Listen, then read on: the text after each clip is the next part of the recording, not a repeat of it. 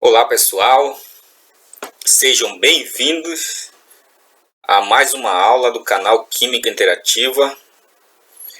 E o tema de hoje trata-se de estudos dos gases.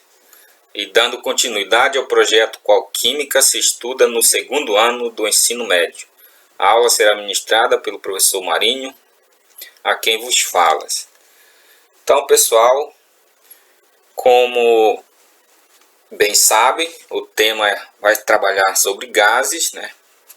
E é muito importante lembrar o que já se estudou no primeiro ano do ensino médio a respeito do estado físico da matéria, sólido, líquido e gasoso.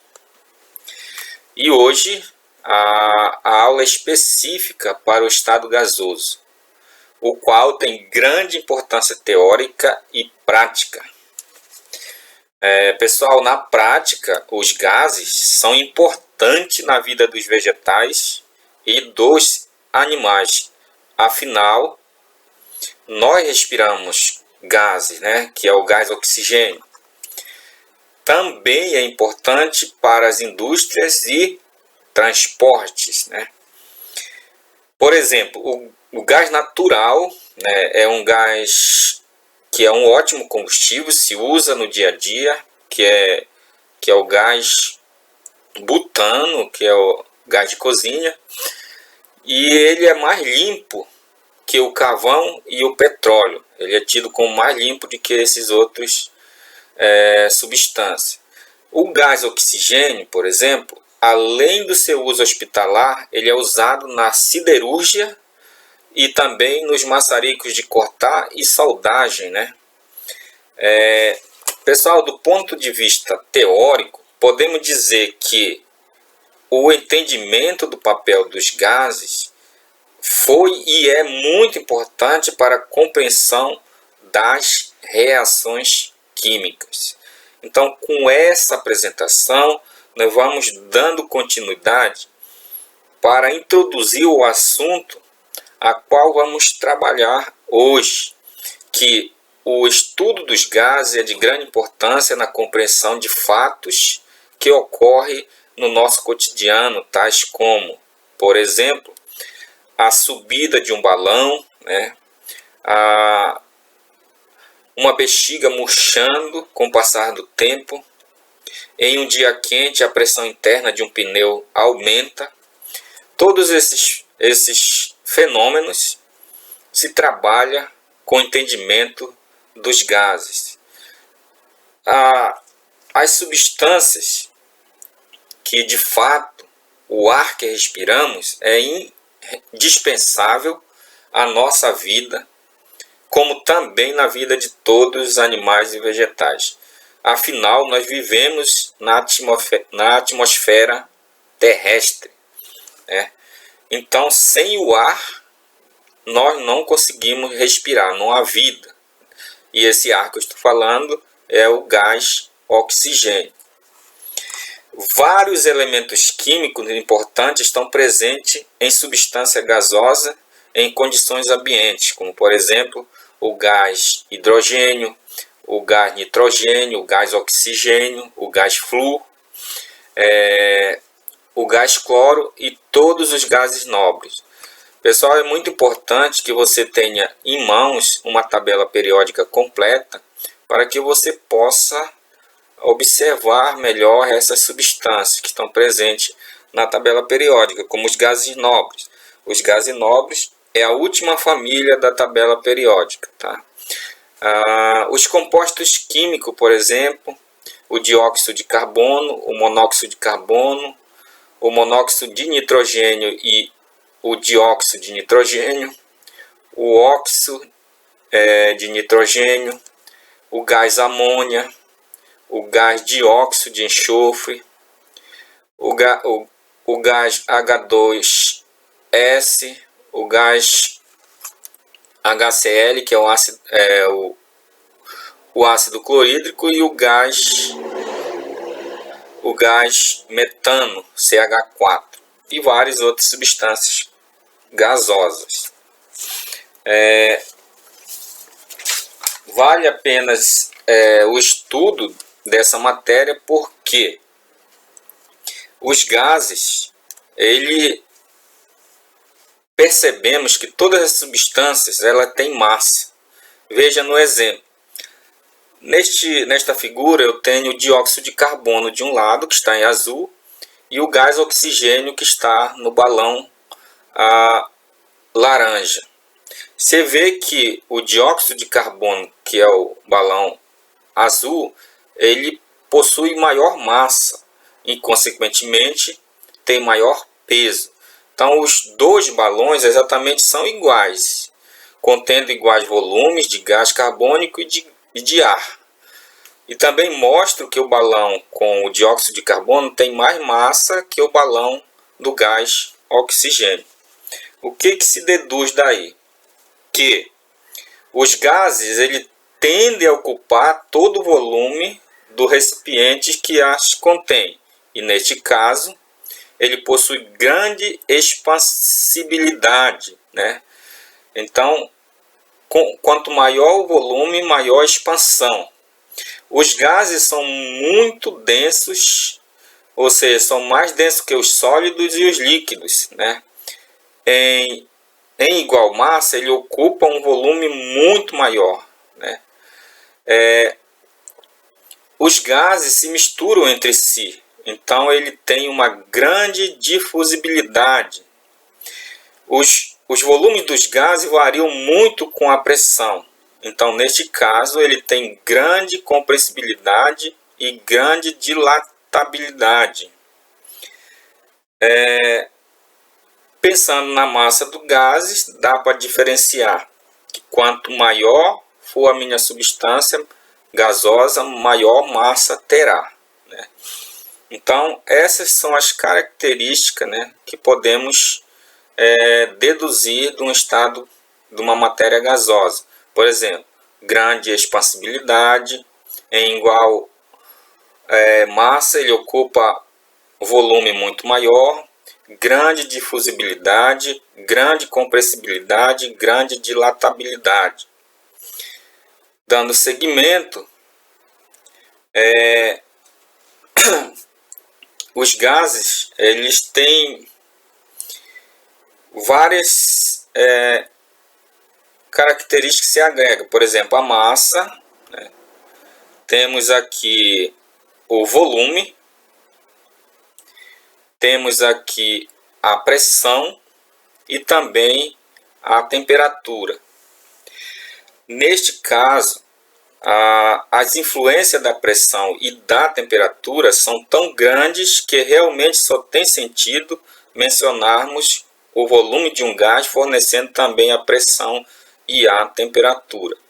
Então, eu só vou ter sentido realmente de um valor teórico se eu tiver o volume de um gás, né, fornecendo a pressão e a temperatura, no qual nós vamos ver detalhadamente cada um desses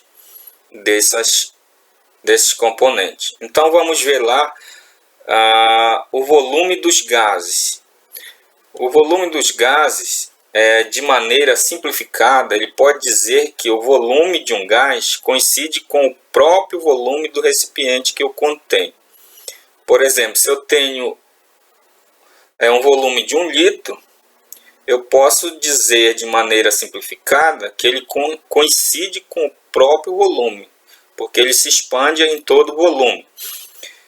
No Sistema Internacional de Unidades, SI, a unidade padrão de volume é o metro cúbico, como nós podemos observar aqui numa figura, que o volume é igual ao comprimento vezes a altura e vezes a largura.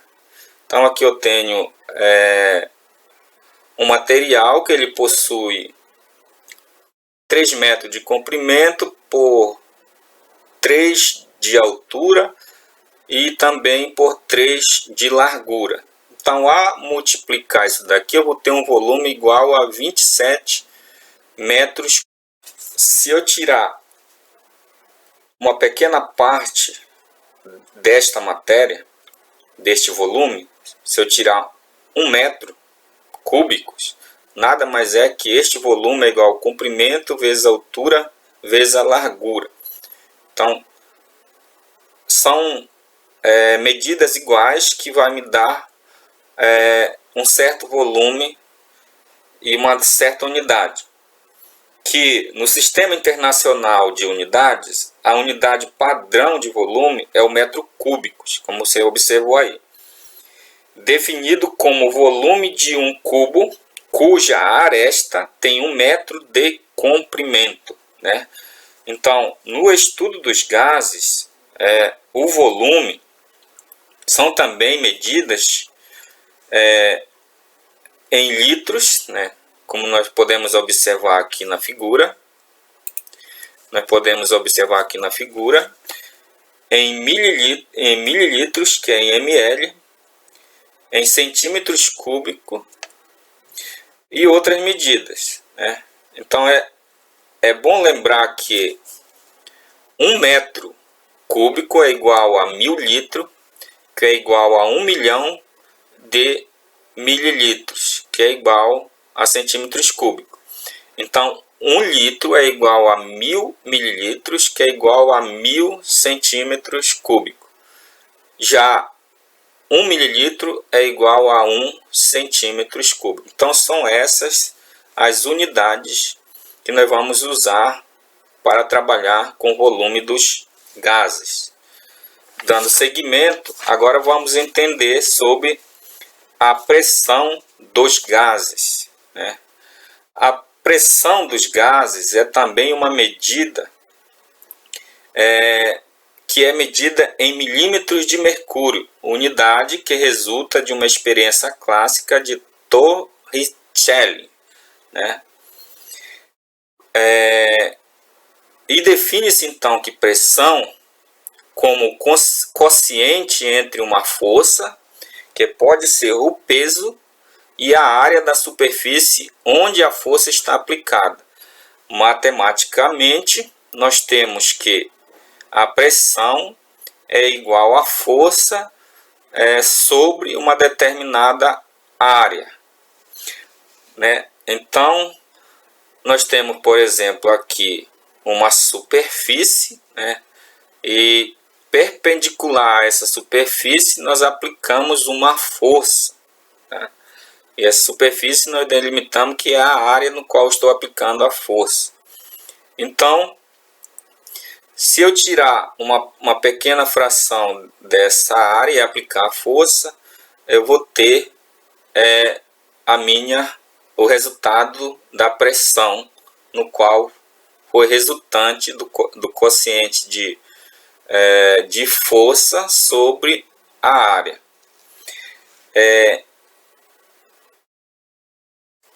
Quando se usa a unidade de pressão em química, nós usamos o Pascal, né? Então vai ficar da seguinte forma: pressão igual a força dividido pela área, né? Força é dado em Newton, lá da física, né? E área é dado em metro quadrado. Então a unidade final dessa expressão matemática vai ser Newton dividido por metro quadrado ou Pascal. Em um experimento de Torricelli, quando em um tubo completamente cheio de mercúrio, como esse aqui está observado na figura,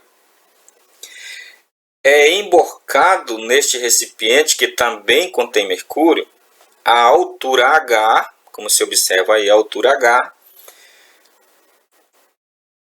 em que o mercúrio estaciona, né? Que o mercúrio estaciona, depende exclusivamente da pressão do ar atmosférico. Se esse aparelho, então, ele é denominado barômetro de mercúrio e serve nada mais para medir a pressão atmosférica.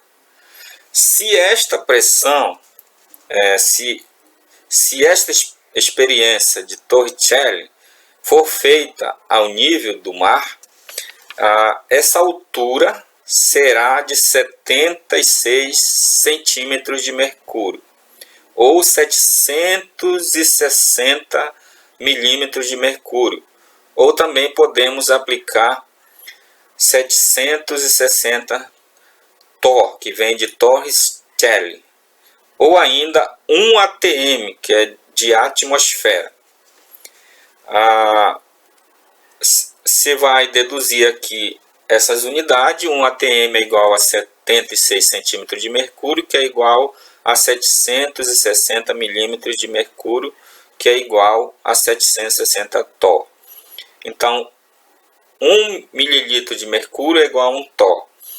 1 atm é igual a 101,325 Pascal ou Newton por metro quadrado. 1 mililitro de mercúrio é igual a 133,322 Pascal ou Newton dividido por metro quadrado. Então são essas as unidades que nós vamos trabalhar quando queremos calcular a pressão de um determinado gás.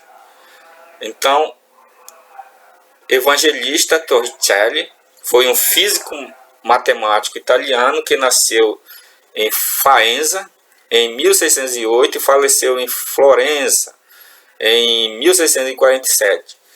Em 1643 ele fez essa experiência com as bombas de extrair água de poços e em 1644 constituiu seu célebre tubo que nós hoje chamamos de barômetro de mercúrio. Então, se você quiser ir mais a fundo, dá uma pesquisada aí sobre essa figura tão importante para os estudos físicos e químicos, né? Então, dando seguimento, agora vamos passar para outra característica muito importante, que é a temperatura dos gases. A temperatura dos gases pode ser medida com auxílio de várias escalas termométricas diferentes entre si. A temperatura, conceituando a temperatura, é uma grandeza que mede o grau de agitação das partículas, que pode ser os átomos ou moléculas, que constituem um determinado corpo. No Brasil, a escala usual que usamos muitos nas escolas, nas pesquisas também, é o Celsius, que é dado por essa unidade, Celsius. É muito importante você ver na televisão, quando se estão fazendo a previsão do tempo, tal cidade tem 42 graus Celsius de temperatura. Em Santa Catarina está com 15 graus Celsius de temperatura. E assim por diante. Nos Estados Unidos da América, por exemplo, é usada a escala Fahrenheit. E nos trabalhos científicos, usa-se a escala absoluta ou Kelvin, K, né? Então são essas as unidades para se trabalhar com temperatura. Aqui nós temos um exemplo onde nós vamos fazer a relação da escala Celsius com a escala Kelvin, que é a temperatura mais comum nos trabalhos científicos.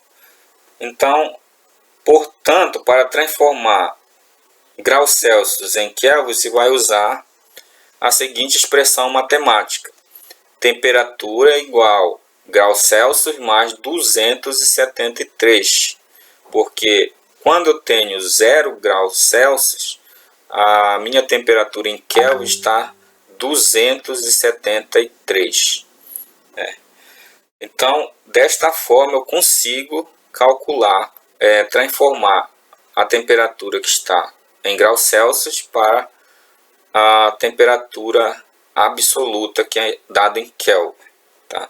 Então, pessoal, esses são dados muito importantes para que nós possamos trabalhar com os gases a partir desta aula.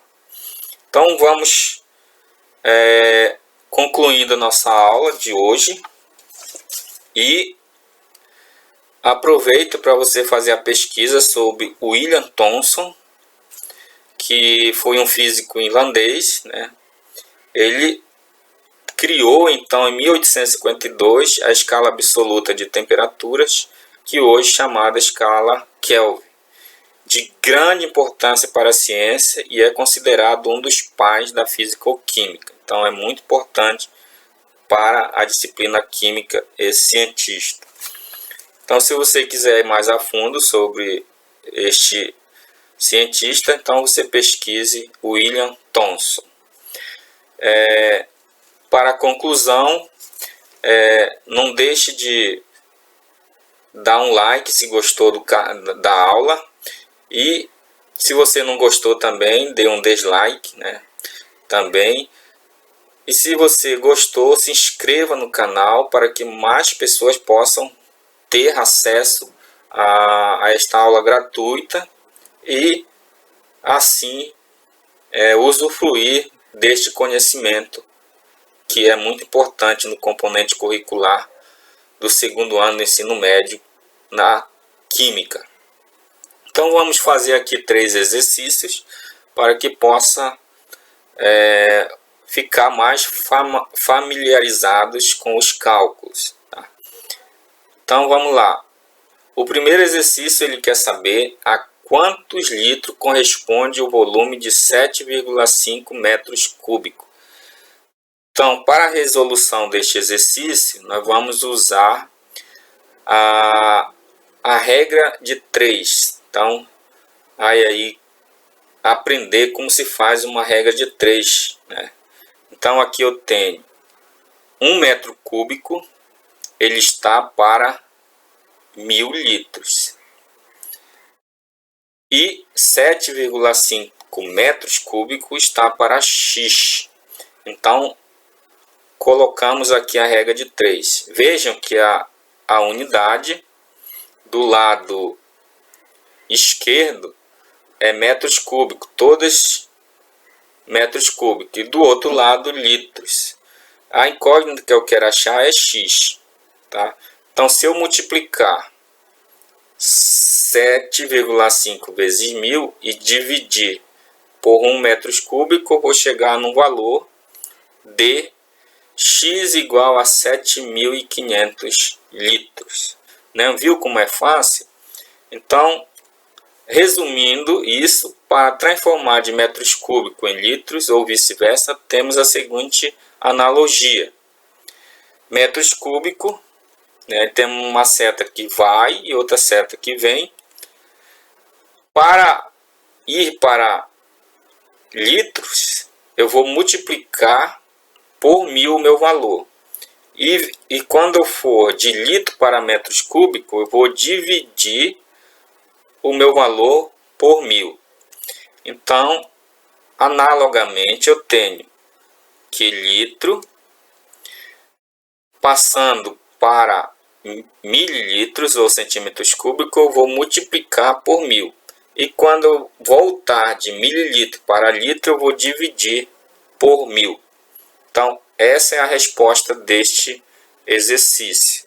Aqui você aprendeu a fazer uma regra de 3 simples. Saber a quantos mililitros de mercúrio corresponde uma pressão de 5 atm. Da mesma forma que respondemos o primeiro exercício, vamos resolver este por regra de 3. Né? Então, a resolução se dá quando eu tenho 1 atm, está para 760 torr. E quando eu tenho 5 atm, está para X. Ao multiplicar 5 atm vezes 760 torr e dividir por 1 atm, eu vou chegar que X é igual a 3.800 mililitros de mercúrio.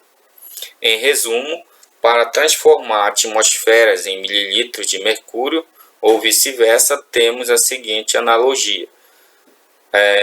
ATM indo para mililitros de mercúrio, eu vou multiplicar por 760. E quando eu vou de mililitros de mercúrio para ATM, eu vou dividir por 760. O próximo exercício quer saber qual é a temperatura Kelvin correspondente a 40 graus Celsius. Essa aqui é a mais fácil de se responder. Então, a resolução se dá pela forma T igual a graus Celsius mais 273, temos que T é igual a 40 mais 273, vai chegar num valor de temperatura absoluta que é igual a 313 kelvins, né? Pessoal, chegamos ao final de mais uma videoaula. Espero que você tenha gostado e até a próxima videoaula. Muito obrigado.